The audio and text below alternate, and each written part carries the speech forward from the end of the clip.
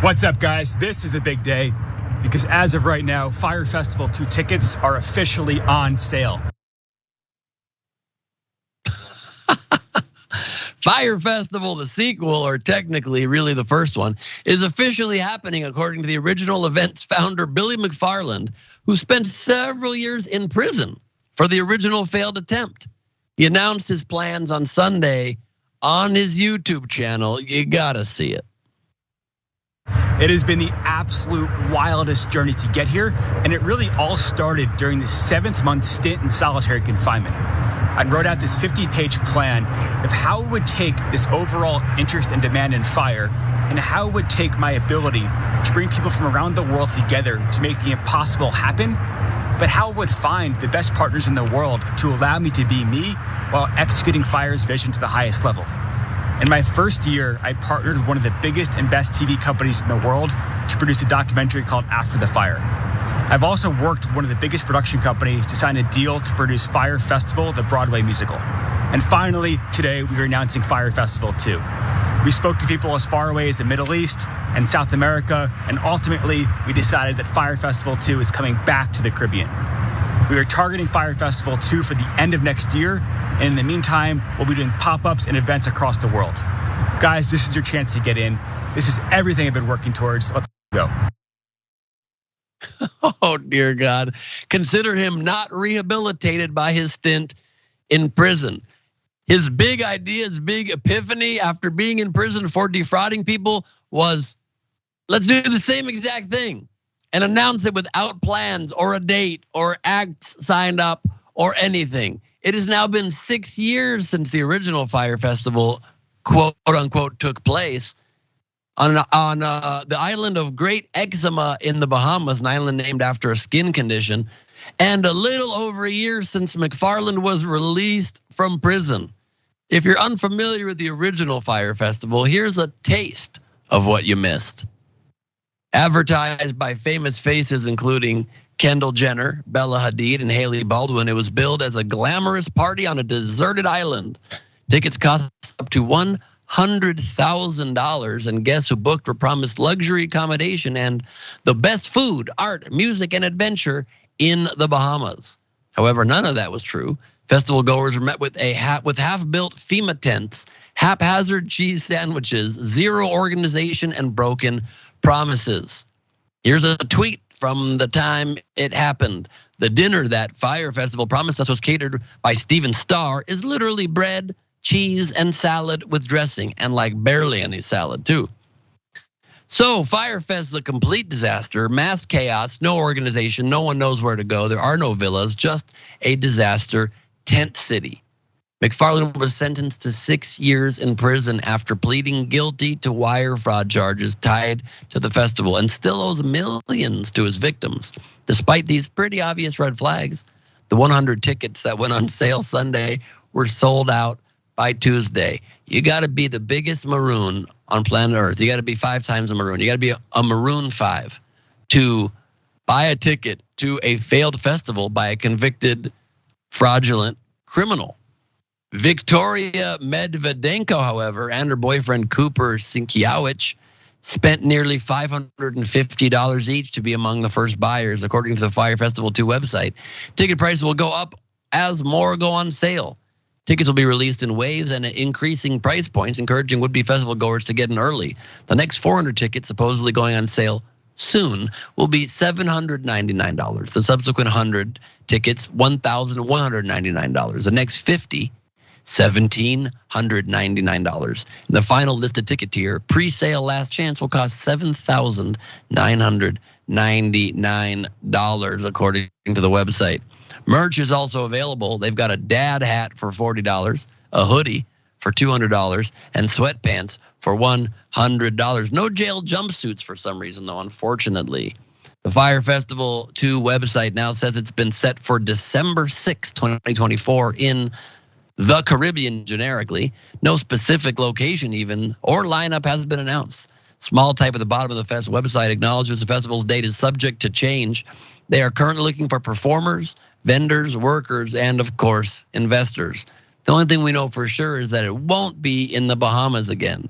Quote, The government of the Bahamas will not endorse or approve any event associated with Billy McFarland. The Ministry of Tourism told CBS News in a statement, adding that he is considered to be a fugitive there, with several pending complaints against him. Ticket buyers just aren't concerned with the red flags that are right in front of their eyes. Bro, just get a real job. Quote, if anything, it'll just be a really cool vacation. Our main concern is we don't know if big headliners will be willing to, take the risk to be in something so controversial. We're going to stay optimistic, but we're going to expect there may be some cheese sandwiches, said Victoria and Cooper, the idiots who don't know how to use their money properly. This time around, McFarland said all revenue from ticket sales would be held in escrow until the announcement of the final date, meaning that a third party will hold them until that condition is satisfied. It's still going to be a major show. I think everybody's aware of that. But Cenk, are you going?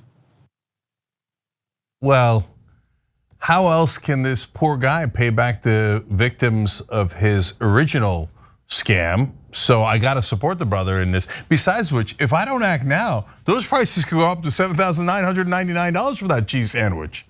So I can't wait to go to Vitiligo Island. My favorite part of the story was he's like, so I was in solitary confinement for 7 months, and I thought, is that where you lost your mind? And he's like, and I was thinking of all these new ideas, and I came up with an idea. It's the same one I had before. So I commit the same crime, and then you guys still pay for it. What do you think? Some people apparently were like, yeah, that's a great idea. No, it's not. Wild. I mean, first of all, your genius idea was just to commit the same crime again, and you said it publicly. Second of all, after all that thinking, that's the only idea you came up with? Well, to be fair, he came up with a Broadway play about a scam, but then would it be about a scam, or would it just be like, hey, here's the cheese sandwich, and is it like a positive play about Fyre Festival? But why is this story interesting? It's interesting because it's amazing what fame does. Like there's the Netflix special, everybody hears about the Fyre Festival and what a disaster it was. It doesn't matter that they found out about it because it was a disaster. But since they know it, they're like, oh, that's famous. I can't wait to go to that famous thing that sucks. Yes! And that's how human brains are structured. And that's the most depressing thing of all. I agree. It's just the sheer laziness. I mean, he opens with that, 50 pages in solitary. And first of all, where are you getting these supplies? Okay, do we really believe that you were given 50 pieces of paper, a mechanical pencil, and then you jotted down really the same lazy nonsense? You just kind of confessed to what you did before. The whole thing is silly. And who's the third party? Will that be Ja Rule, who will hold the money for this time? Will Sheriff of Pyro, come back and put up a tent city for folks? I tend to think that people, not everybody's gonna be Mensa, not everybody's gonna be the smartest in the world. But when it gets to this basic level of deception here, I tend to think people get what they deserve a little bit. It's probably just because it's Friday. Maybe I'm a little tired, maybe the week's dragged on a little bit long. But this is so silly that anyone would do this whole pyramid scheme of payments. And we might just have to take his word. Did 100 people really? Did the tickets really sell out? This whole thing is just, it's just goofy to me. Yeah, you know what? It's interesting because in some ways I have more sympathy for these guys, these latest suckers, if they're real, and less sympathy. Like less sympathy because, brother, what are you doing? It's like investing in Bernie Madoff. The jury's in on that one, right? But on the other hand, like these are real people. They're losing $550, so I feel bad for them. The guys who lost 100,000, I feel less bad for, because if you got $100,000 to burn because you saw a Kardashian was supporting it, and then instead you got a cheese sandwich, what am I gonna do with you, right? Whereas that $550 might hurt that person. And so I feel worse that someone who's closer to the average guy is getting burned this time around. It's like in buying a ticket to Fyre Festival too, it's like investing in Bernie Madoff now. He's dead. Yeah, that's right.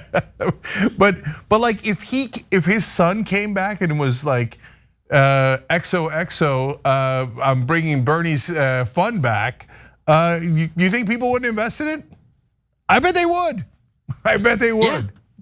And his name is Madoff. His name straight up says, I made off with your money. They shouldn't call it Fire Festival 2. They should call it Dumpster Fire Festival. A little bit more accurate truth in advertising. Then you're signing up for this shit. Oh, you know? gosh. And I bet people would still buy tickets. Yeah. Yeah, and by the way, like it also happens in politics too. Like people think, yeah, but that guy's really famous and I know his name, so I'm sticking with him.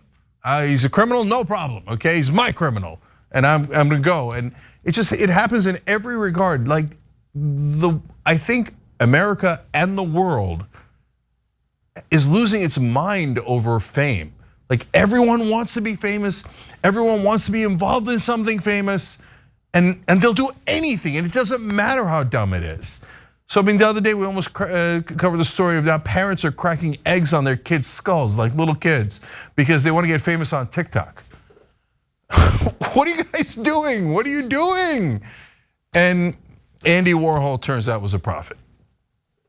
But you did just think of a great solution for the Fire Festival headliner by bringing up politics there, Cenk. The perfect headliner for this festival and our obsession with fame is world famous drag queen Anthony DeVolder, AKA George Santos. He's gonna have the free time soon.